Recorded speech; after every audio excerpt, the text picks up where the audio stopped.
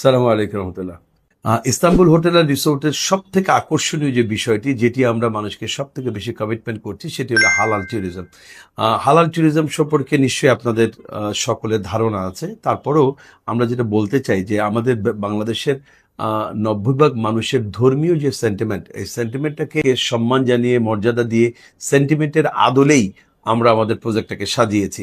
আমাদের এখানে আপনি নারী পুরুষের অবাধ মেলামেশা, অথবা এখানে সামাজিক অস্থিরতা তৈরি করে, অথবা অনৈতিক কোনো কর্মকাণ্ড, অথবা মাদক জাতীয় কোনো দ্রব্যাদি আমাদের এখানের ইনশাআল্লাহ তাআলা কোনো সম্পৃক্ততা থাকবে না। একই সাথে আমরা যারা আসবেন এখানে, বেড়াতে আসবেন, তাদেরকে আমরা পূর্ণ নিরাপত্তার সাথে ধর্মীয় অনুশাসন মেনে এখানে থাকার এবং আনন্দ ও বিনোদন উপভোগ করার যাবতীয় ব্যবস্থা আমরা করব। আমরা এটা বলতে চাই যে হালাল ট্যুরিজমে ইস্তাম্বুল হোটেল অ্যান্ড রিসোর্ট বাংলাদেশের পথিকৃৎ হবে। আমরা হালাল ট্যুরিজমকে বাংলাদেশকে প্রতিষ্ঠিত করবো ইনশাআল্লাহ।